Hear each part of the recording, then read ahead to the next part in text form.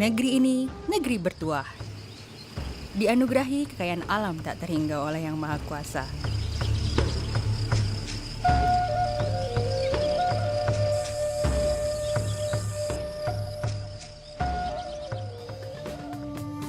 Indonesia memiliki luasan hutan hujan tropis terbesar ketiga di dunia setelah Brazil dan Kongo.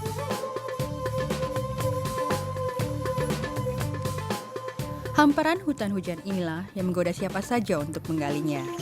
Tak hanya menggoda untuk dijelajahi, diteliti, dan dinikmati keindahan alamnya, godaan besar justru datang untuk menghancurkan dan menguras habis apa yang ada di dalam hutan Indonesia. Menurut Kementerian Kehutanan, luas hutan Indonesia kini tinggal 52% dari luas daratan.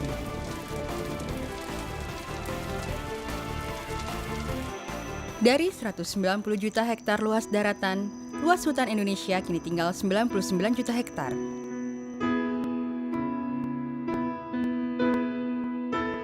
Laju kerusakan ini disebabkan karena kegiatan ilegal dalam eksplorasi hutan.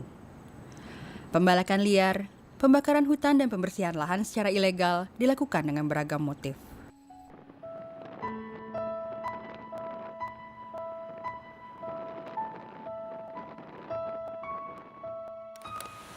Selain mengambil manfaat dari kayu, kini motif yang lebih kuat adalah mendapatkan lahan kegiatan perkebunan dan pertambangan. Kerugian yang diderita sangat besar. Bukan hanya kerugian bagi lingkungan, namun juga konflik sosial dan kerugian pada penerimaan kas negara.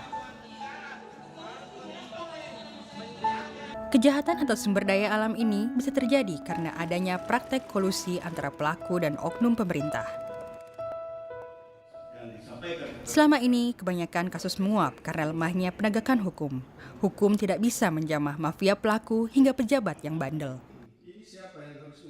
Penegakan hukum yang sekarang dilakukan terhadap kejahatan yang terkait dengan sumber daya alam belum optimal.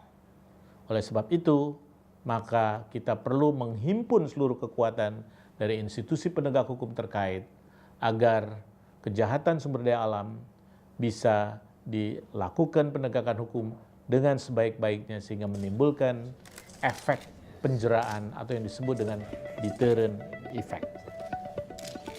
Pendekatan multidor melibatkan lembaga-lembaga terkait, yaitu Kementerian Kehutanan, Kementerian Lingkungan Hidup, Kepolisian, Kejaksaan, dan Kementerian Keuangan. Penyimpangan dalam proses pemberian izin, baik bagi usaha perkebunan maupun tambang adalah salah satu kasus yang ditangani dengan pendekatan multidor ini. Demikian pula dengan tindak pidana yang dilakukan di daerah konservasi atau daerah yang dilindungi, misalkan pembakaran hutan dengan sengaja. Payung hukum yang digunakan untuk menjerat pelaku terhadap kejahatan sumber daya alam ini benar-benar akan membuat mereka tidak berkutik.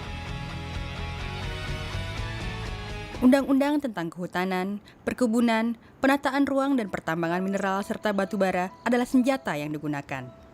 Ditambah pula dengan undang-undang tentang perlindungan dan pengelolaan lingkungan hidup, serta undang-undang tentang konservasi sumber daya alam hayati dan ekosistem.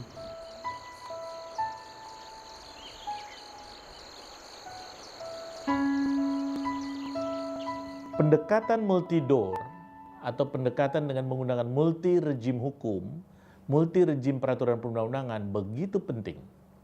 Tidak hanya saja menggunakan peraturan perundang-undangan yang terkait dengan sumber daya alam itu sendiri, tetapi juga menggunakan peraturan perundang-undangan yang terkait misalnya dengan anti korupsi atau pemberantasan korupsi, pencucian uang atau tindak pidana pencucian uang atau TPPU, dan yang ketiga adalah pajak. Saat ini, Satgas Redpers UKP 4 mengkoordinasikan penegak hukum dalam menangani 29 kasus sumber daya alam lingkungan hidup dengan pendekatan multidor. Dari kasus tersebut, satu kasus sudah diputuskan dengan menjerat direktur utama dan merampas lahan untuk dikembalikan ke negara. 4 kasus lainnya kini berada dalam proses sidang, dan 4 kasus sudah siap disidangkan. Sedangkan sisanya masih dalam tahap penyidikan.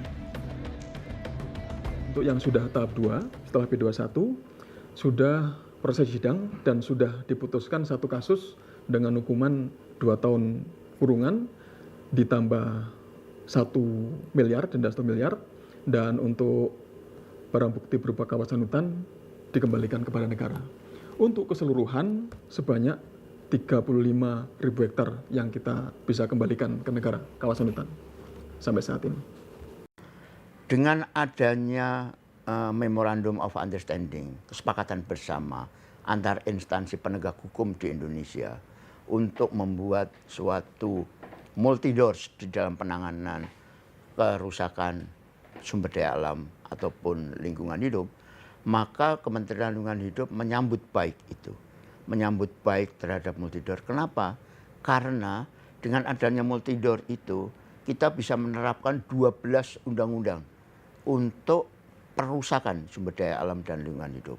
Apakah itu undang-undang lingkungan, apakah itu undang-undang kehutanan, perikanan, perkebunan, pencucian uang, imigrasi, dan seterusnya. Pendekatan multidor ini diharapkan menjadi solusi mandeknya penegakan hukum bagi pelaku perusakan hutan dan lingkungan.